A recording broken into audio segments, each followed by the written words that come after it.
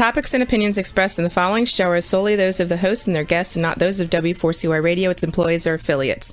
We make no recommendations or endorsements for radio show programs, services, or products mentioned on air or on our web. No liability, explicit or implied, shall be extended to W4CY Radio or its employees or affiliates. Any questions or comments should be directed to those show hosts. Thank you for choosing W4CY Radio.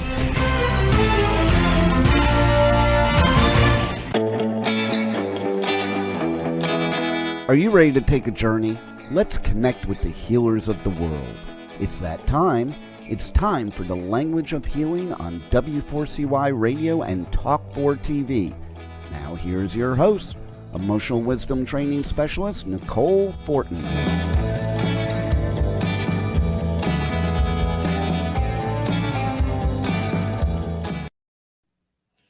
Hello, everybody. Welcome to the Language of Healing on W4CY Radio and Talk4 TV. Today, straight from the horse's mouth, we're going to be looking at the language of healing through the animal kingdom, and in particular through horses, because horses are quite magical creatures.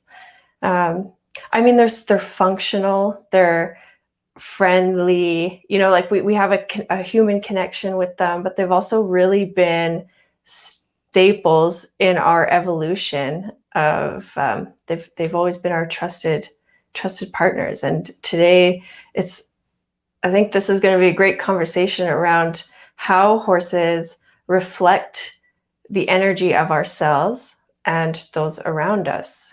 Because if you've been around horses and have spent much time, or if you haven't, you still can appreciate that connection that humans and horses have had through generations and how they've supported us in really evolving as a species. And I'm so excited to be putting some attention towards these animals. And our guest today is quite an expert in this, with horses, and also in the realm of how humans can heal with horses and vice versa. And she's done a lot of work with teenagers and supporting, that growth and support and confidence in people through this, because they really do reflect our energy.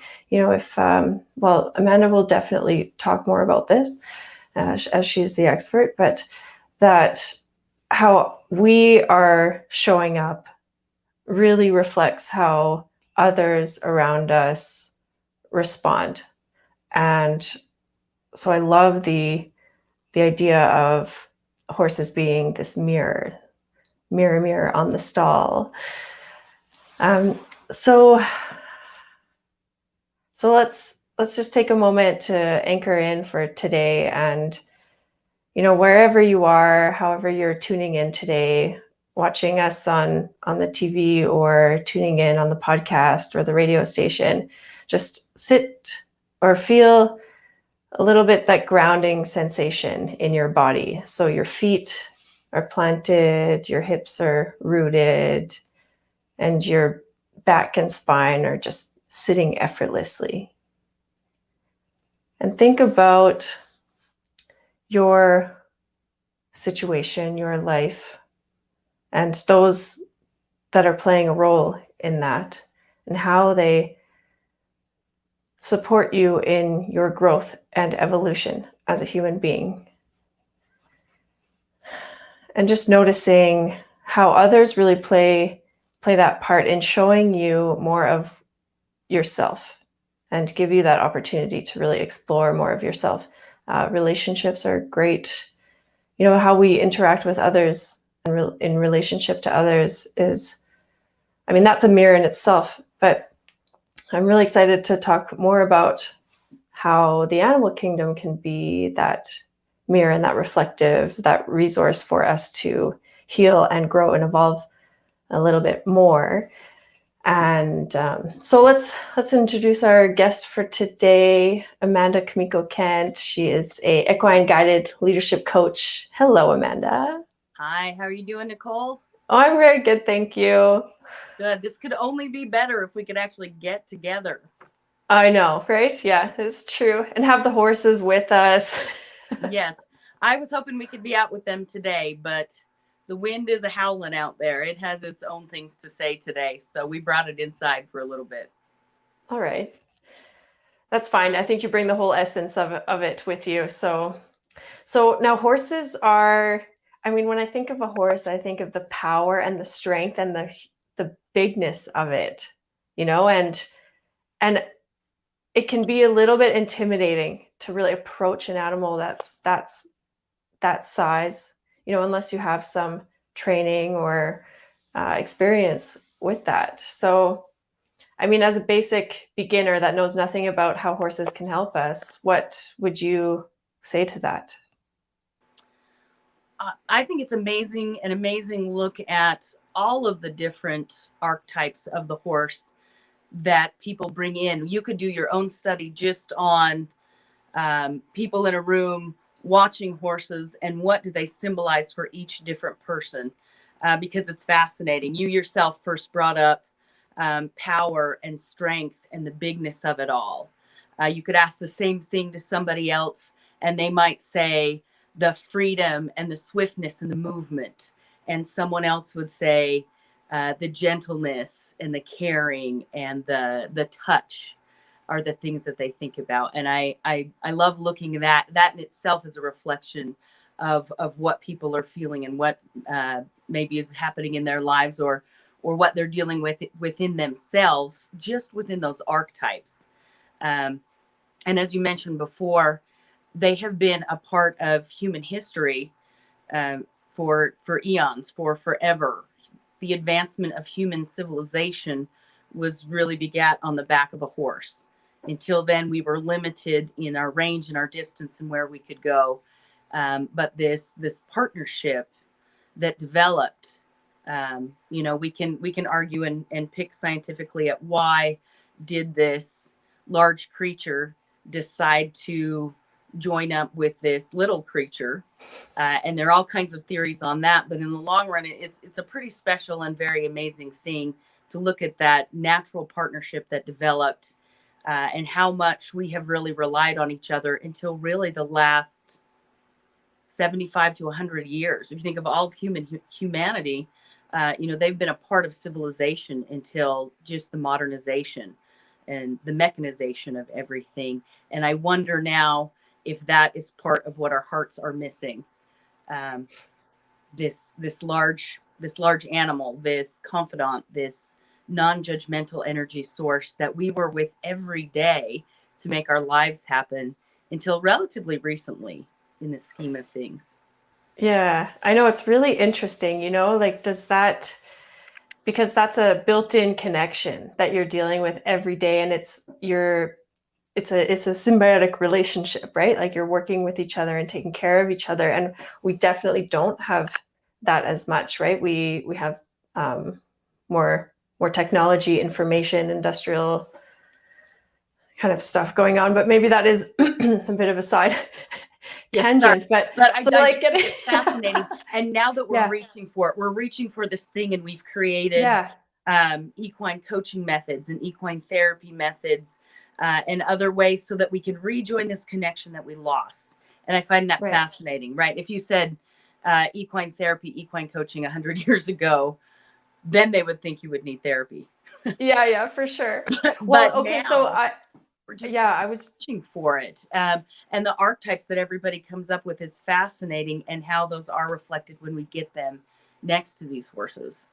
Yeah, so true. Well, I just spent some time at my old family heritage site. So they came from Minnesota to Alberta in the late 1800s, and that would have been on the carriage by horse, traveling the country, and then, getting to your piece of land, turning your carriage into your home, using the horses, like acquiring the materials to build your house, your barn, and just I just have such reverence for that, because it's like without that, we wouldn't be here today. And so I love, whether we've separated from it a little bit, but I love that it's still there and available to us.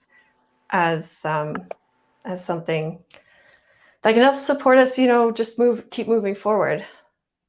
Yes. Yeah. And I find also another great reflection of the different time it took, this rhythmical, steady motion that it took to get anywhere or do anything, and how hurried we've rushed everything now.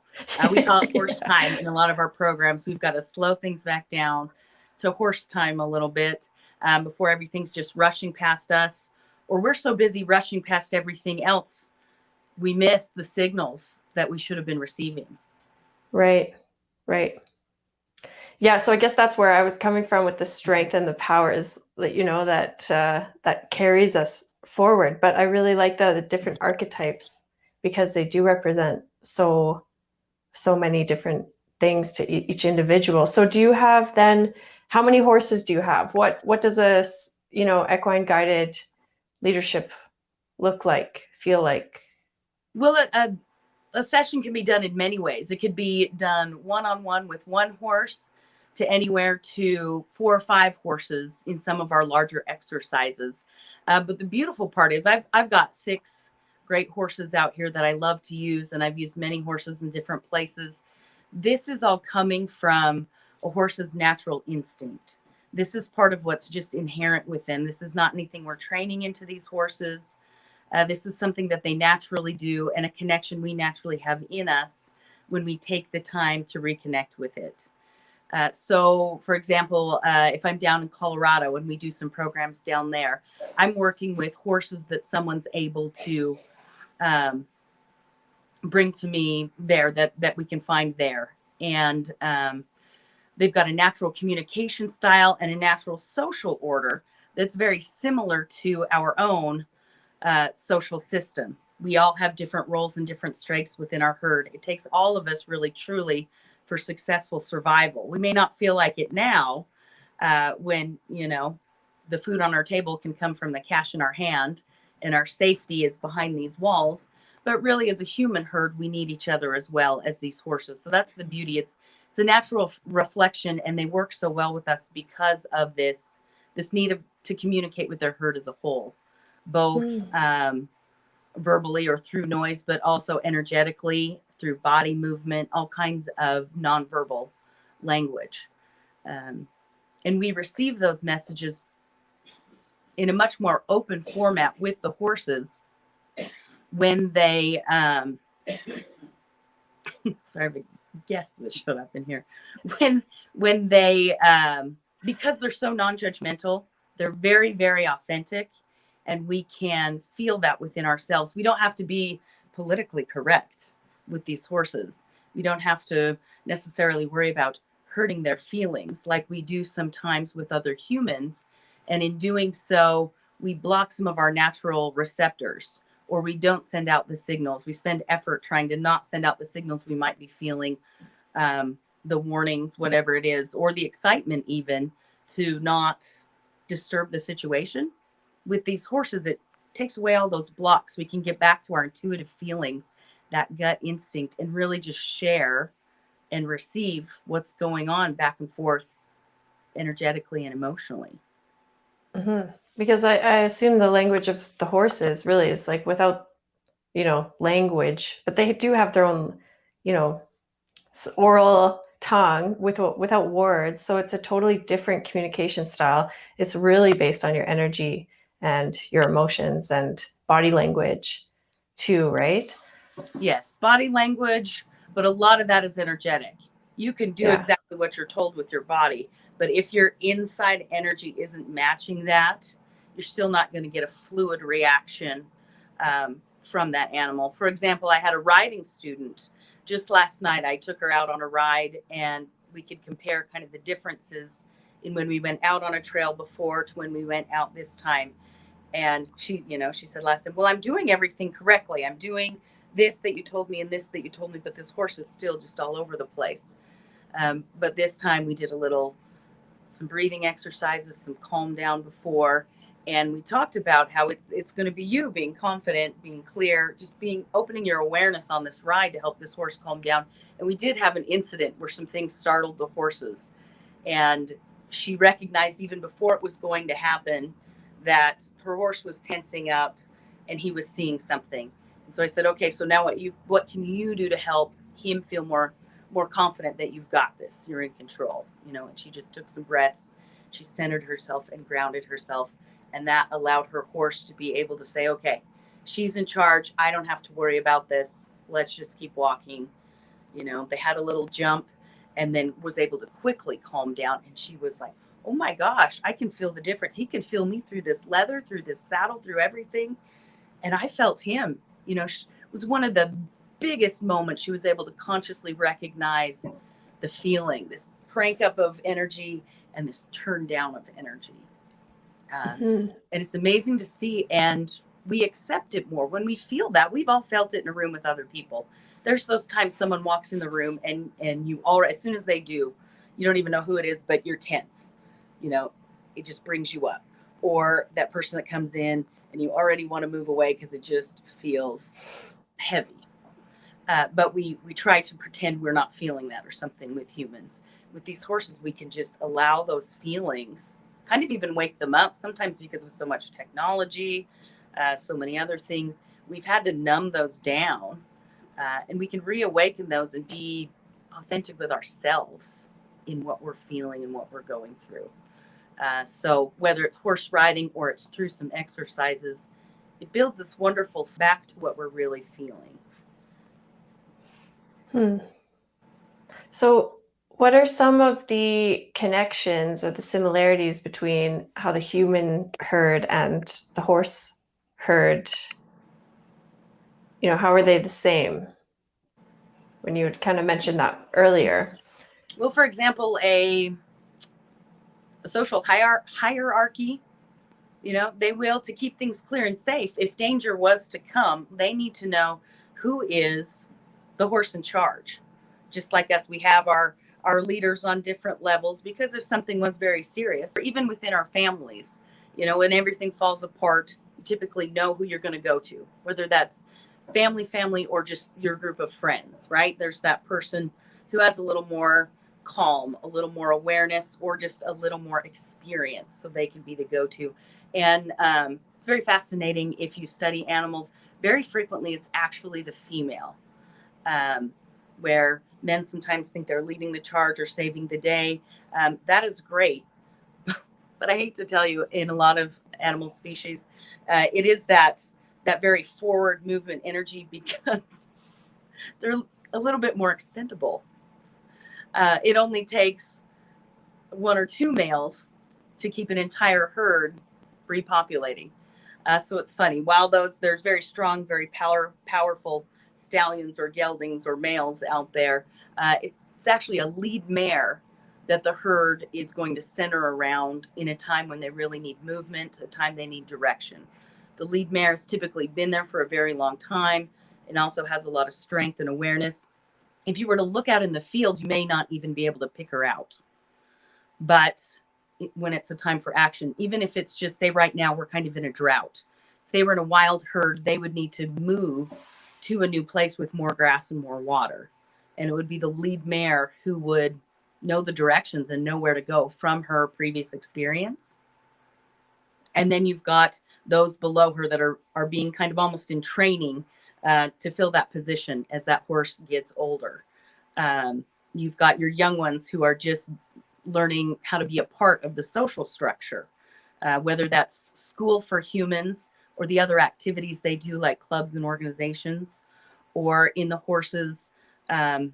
You can watch as boundaries are really set well for those young ones. They can find safety and freedom. They can play and learn the skills they need to learn, because they also know where the boundaries are. They're safe here to goof off and be however they want to be, because they know they're not going past this point. They've got their kind of sentinels, their horses that are always watching that outside perimeter. Just like with some people, oftentimes there are those who are more comfortable, maybe not in the middle of everything, but that doesn't mean they're still not a part of that community, just because they don't want to be in the center of everything that's going on. So there's all those roles. And what I really love about the horses, and a piece we can learn, is to find your role, find your inner talent and gift, and own it. Don't try to be something that you're not.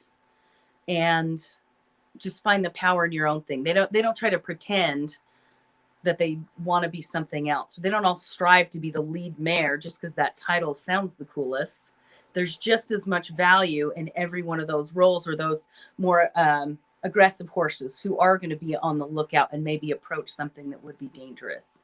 You know, a horse that is naturally good at helping to train and raise the young ones does not need to be the one to approach the coyotes coming in the evening, to scare them off or to move them away or let the herd know they need to move. And I find it fascinating when we bring people in with the larger groups of horses, what they reflect and see, some of the shadows in themselves that they see when they originally look at the herd, and how we can bring a light into those shadows as we discuss what the roles of those individual horses actually are. We come in with our own judgments, but we can open up and see a whole new world of possibilities, and we can appreciate all of those roles so much better. I love bringing in business teams because no matter how much we can discuss and justify our roles within our company, it still feels like this top-down hierarchy sometimes, instead of more of an equal perimeter, equal value in those roles. And it allows us to really see that firsthand and acknowledge the necessity, the value in all of those different roles, and the different personality types it takes for those roles. So we can learn to appreciate all the different personality types.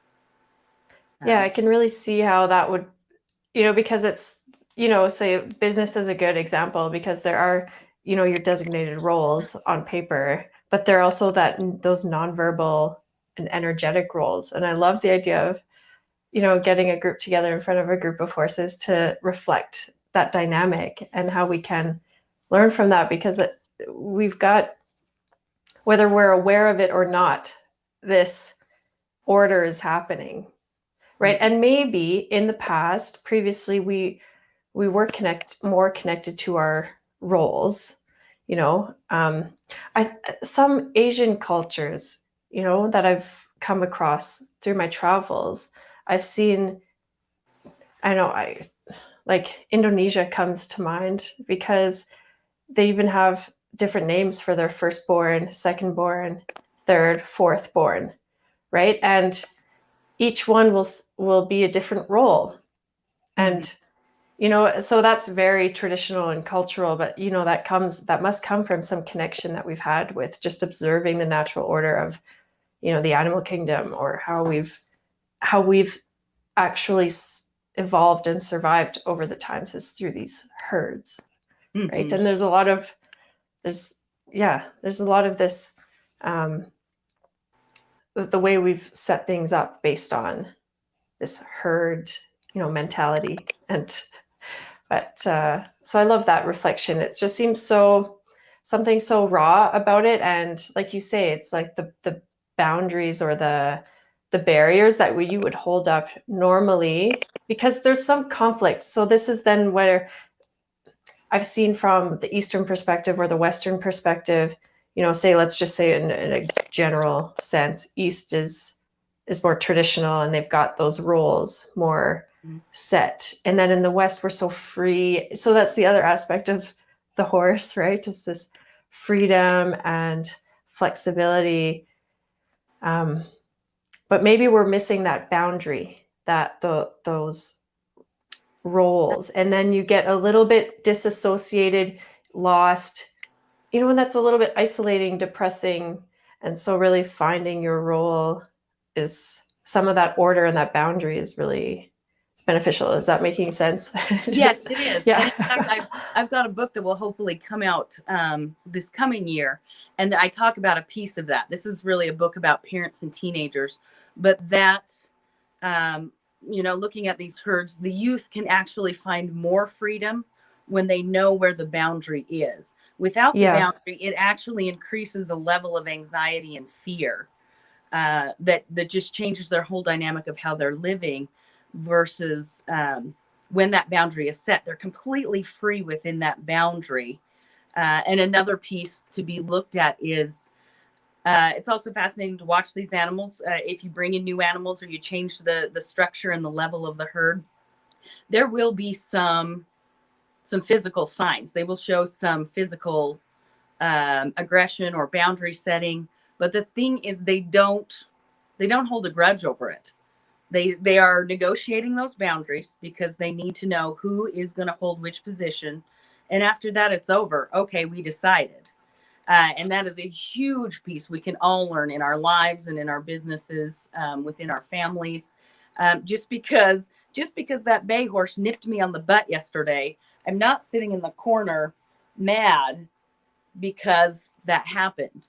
It was part of negotiation. It may look big to us, but compared to their size, it's not a big thing. But they'll, whether it's ear pinning or nipping or even just baring teeth, or it's actually a kick or some sort of a body push.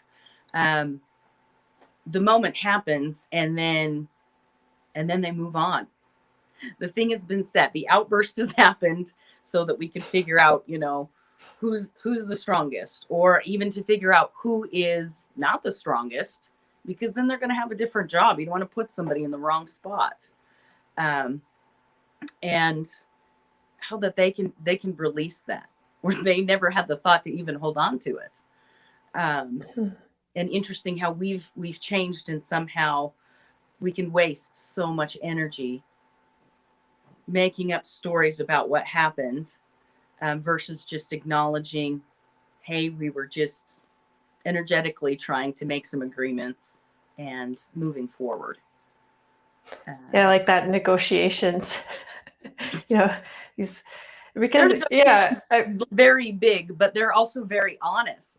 Where sometimes we're so busy negotiating with words, nobody's really saying what they're feeling. Right. Yeah, because we're not really quite trained to say how we're feeling. So this comes back to the communication, assertive communication and clear communication. Untrained. We've been untrained. Go talk to a 5-year-old. Right. And they'll tell you exactly what they're thinking, more than you ever wanted to know. So we've actually been untrained from communicating in that way. So what are your thoughts around that? Like, where does that come from or stem from, or what role is that playing? Well, I think with our herd, there's a time and a place for niceties. I definitely want to make sure people are comfortable in a room. I don't want to be rude or hurt somebody's feelings. But I think as we continue our own personal education as well, you have to worry about that less. It isn't false, because now you know where you truly feel on, say, judgmental issues, prejudging or prejudice. If people have a deeper level of education or just experience with those things that maybe they are feeling uncomfortable with, then that can start to dissolve. But in the meantime, we have to make this politically correct vibe and feeling versus experience. We'd be a lot better off just to experience that thing which we might have prejudice or misconceived notions about, versus trying to just say things that won't stir the pot, that won't hurt anybody's feelings. This reminds me of something you said earlier about when someone approaches the herd and where they might feel they have their shadows or some resistance to. It's like we're taking that energy. Okay, notice that's getting a lot of attention, or that's something that, I don't know if triggers us, or just heightens our awareness around, oh, maybe there's something here. So it's like confronting that and approaching it versus resisting it. Yes, and opening it for discussion around it. For example, the discussion. If you bring people out, they could all look out and look at one horse. And one thing that very frequently happens, we can never predict what exactly is going to happen, but one thing that frequently happens is people come out and they will see a particular horse, and they will each have a different view of that horse. Some may say there's a horse on the outside, and some may say, oh, that poor horse, he looks so lonely. And they'll be very sad for it. And some will say, Does that horse just not care about anything? What is he doing out there? And another might say, oh my God, look at that horse. He's so brave and confident. He does not even need the rest of these guys. Whew, I want to be that horse. And we can come into discussion about that and just open a doorway of who else is feeling those feelings or who else has that role in your herd. Maybe you can look at them differently. That horse typically will be playing more of a sentinel role. They don't want to be aggressive, negotiating all the time in the herd, but they're on the outskirts. There's less confrontation with the inside, but they're also constantly keeping an eye out if there's anything going on in the outskirts that they need to make a decision on. Are they going to move from that? Are they going to go towards that?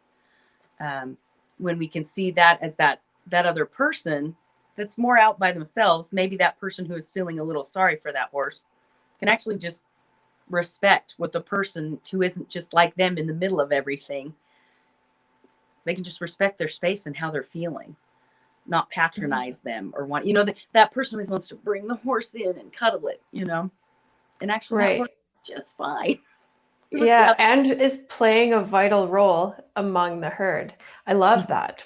So there's the benefit of having our roles and those boundaries of our designated position, but because that strengthens the big energy when we're with these horses as well. Whether it's to some extent, it can feel very magical, very mystical, or very spiritual.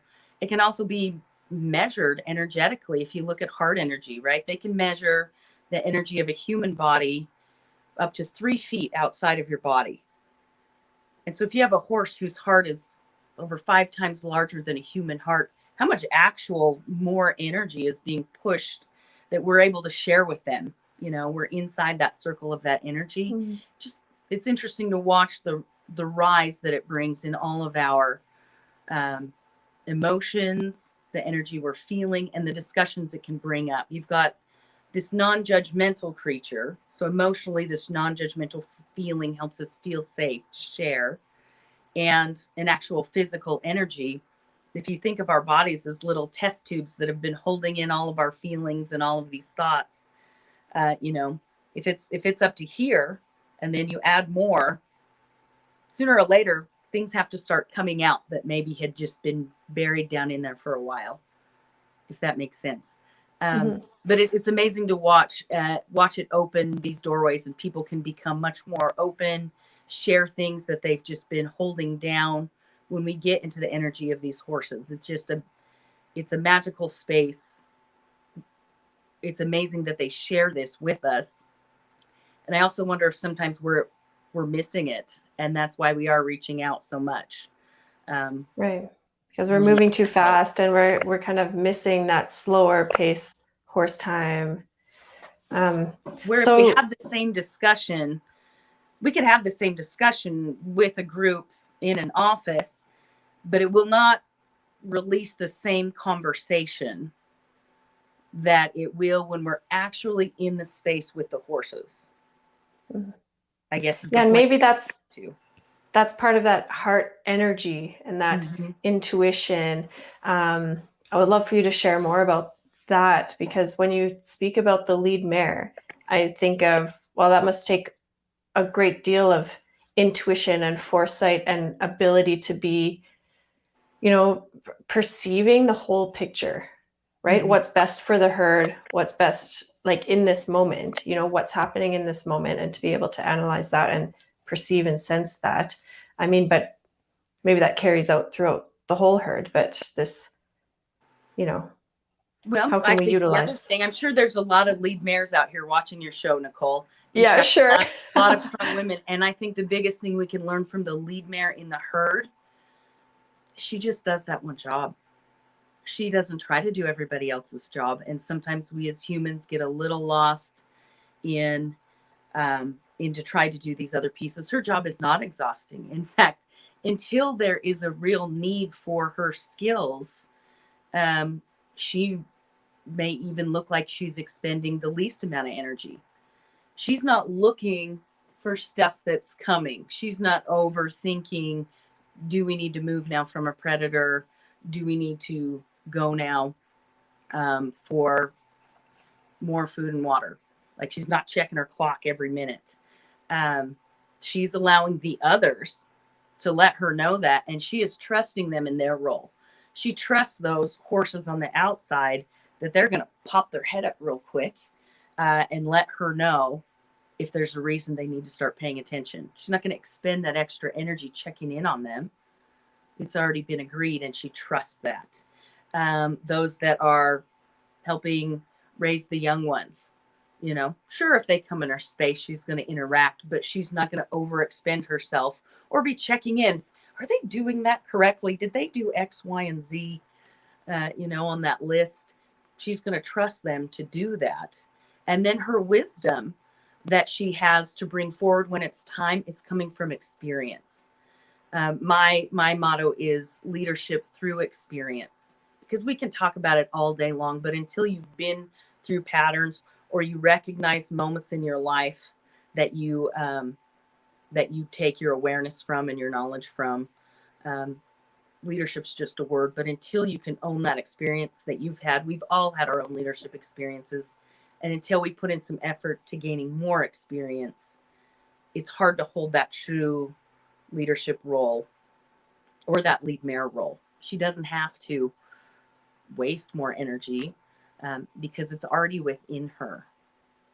I love that. That's a really wise position to be in. No, she's right? not a helicopter mom. She just Yeah. trusts. Yeah. You know, not just for children, but for anybody. So many of us, because we want things to go right, we want to control it. I'm talking to myself right now. I think this relates to a lot of women for sure.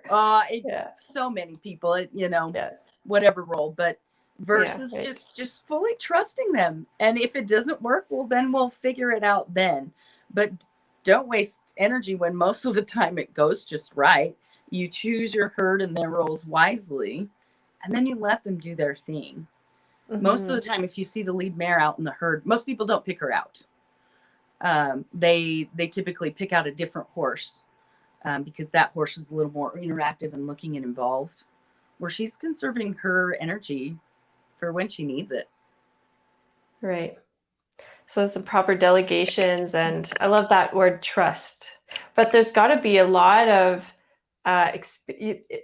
experience has to be there, because without that experience or that training or observing someone else in that role, mm-hmm. you know, there's probably a lot of curiosity, like, you know, okay, I have this role, so there's all these moving parts, right? And how do I really? There's time. She's not. You don't. You know, a 2-year-old doesn't just jump. A 2-year-old horse doesn't just jump to the lead mare status. Right. They've been around. They've been experienced. They've learned. So how is that decided? I guess now I'm just curious. Because the lead mare in training as well in a larger herd. Say, for example, my herd. I would assume after watching a lot. Which horse out of my mares would step more into that role. And if there is no mare, obviously there's going to be a male that fulfills that role more. But naturally in a wild horse setting, it's going to be the female. She's also going to be more protected in the middle. She doesn't lead from in front or above. She leads from the middle or the back to help push everybody forward. But part of it is strength and awareness. Part of it is kind of, do they even want it, right? I have a mare out there that I don't think she'd want it if you gave it to her. It's just not her thing, right? Like you see some people, you can have somebody with all the potential in the world, but if they don't want it or they want something else, you know, they want a different position. She's much more observant and she wants to move fast and be out on the edge. She wants to approach things if it strikes her curiosity. Versus be watching everybody else and their reactions. So through the herd, you know, I'm just thinking about people and how we interact with each other, and when we're looking for that extra, you know, something like you mentioned before, what are we seeking? Is it that connection, or is it that we look to horses maybe to reflect our role or maybe more of our purpose? And Yeah. So what are some exercises or practices if we don't have access to horses? How can we get more in touch with some of those parts with ourselves? Where do we fit in, and where are we best served? I think the biggest thing is reawakening, purposefully practicing using our awareness, our larger awareness, but not making any stories about what we become aware of. And so in awakening that, in some awareness practices that I'll talk about in a second, that leaves room for us to recognize our natural intuition. And it's your natural intuition that's going to help guide you towards your purpose, right? Versus what do I really feel? What do I really desire? Versus what would be a smart idea? What should I do? You know, and so an example of an exercise like that, a way that we typically start a lot of our programs is just to go outside in silence and notice what you notice. It sounds simple. Set a little timer on your phone, spend 3 minutes even, because you'll sit there and look and go, okay, I saw some stuff. But set a timer and really be out there and use all of your senses and notice what you notice. What do you hear? What do you feel? What do you smell or sense or see? And when you do notice it, try to take that and just put it on a shelf before you make up any stories. Okay, I could go out right now and I could see 3 hawks circling around. And I could say, okay, well, that means that there's probably some mice down in the field, or it means they just got kicked out of a tree, or it means whatever. Or you go out and you see somebody that's stomping down the road. You go, whoa, that dude's mad. Well, do we know that? No, it could be a number of things. They could just be exhausted. They could be confused or lost. Who knows? And so versus writing those stories, catch yourself writing the story and just set it on the shelf and be open to what else you see, what else plays a part in that. Just be aware. If we take some time with that awareness, say that person's approaching you, and at first glance you think they're grumpy, but you just put that to the side and you're just aware and tuning into all you're feeling, all you're seeing, and that person approaches, maybe they're crying. Maybe they are head down snickering. They've got their ear pods in listening to something ridiculous. It changes the story entirely, and it would change how we would approach them. So if you can do some practices wherever you are, do it a couple times a day. Go out when you go to lunch and spend 2 or 3 minutes just being aware in your space. Go shopping and do an awareness exercise. That can be very interesting and a very difficult practice to put those stories away and just be aware. There's a person, there's whatever, here's what they're doing. It is beautiful and wonderful to do it out in nature, just to reawaken all of our senses versus just visual. But, you know, if you're in the city, just get out and be aware somewhere. That helps slow you back down to horse time. That helps awaken those senses that we've told to be quiet because we need to behave in a certain way. And again, it allows time for that reawakening of your intuition. Maybe you just feel pulled in a direction when you're slowing down and noticing. I really want to go around that corner. You don't have to know why or the story, but you can choose whether or not you follow that pull, that you slowed down long enough to see or feel.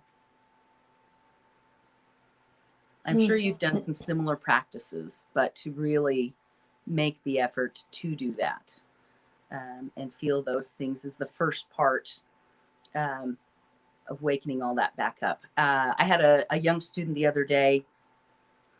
When she first came to ride with me, in the first 10 minutes, everyone in her family, including herself, told me she had severe anxiety. But this is going to be tough because she's got severe anxiety, but she wants to learn how to ride. And by the second ride, the discussion we got into was, actually, you should feel nervous. I would rather have somebody getting on my horse feeling a little nervous. This is a large creature and you're a tiny kid, you know. If you don't feel nervous, then something's wrong. You're not, you know, that's not good. People get in trouble with horses when they've shut it down so hard they aren't feeling anything, or when they're pretending that they're not feeling a little nervous, right? And so I said, let's reframe that. Instead of going, oh my gosh, I feel anxiety, and being mad at it or being embarrassed about it, recognize this is your body saying, whoa, we are about to do something on a giant creature. I feel a little strange. You need to recognize it and actually appreciate it. I said, pat yourself on the back every time you feel it and go, okay, thanks, body, for telling me something big is happening. And now here's what we're going to do, and move forward with it. And as she's proceeded in these last 6 weeks, the other day she rode, and we were about 10 minutes in, and she goes, oh my gosh, every time I come here, I ride I'm on the horse for about 5 minutes, and all of a sudden, all of my anxiety goes away. I don't feel worried about anything, and all I think about is just riding my horse. Those are the doorways we can open when we start acknowledging all we're feeling energetically and through all of our senses. Mm-hmm. Yeah, I love that. The theme of these practices about slowing down and breathing and being aware is, you know, I think shows itself in so many different ways or different lines of work. Because in emotional wisdom training, that's what we train to do, is to become, you know, first you have to kind of like slow down and stop and be able to see, you know, gather the information that really makes the difference, and not to attach a story to it. I love that you touched on that, because that's our instant, that's from our previous programming, you know, our previous experiences, that we've decided that since then it's this feeling, that belief, this thought, and this action reaction.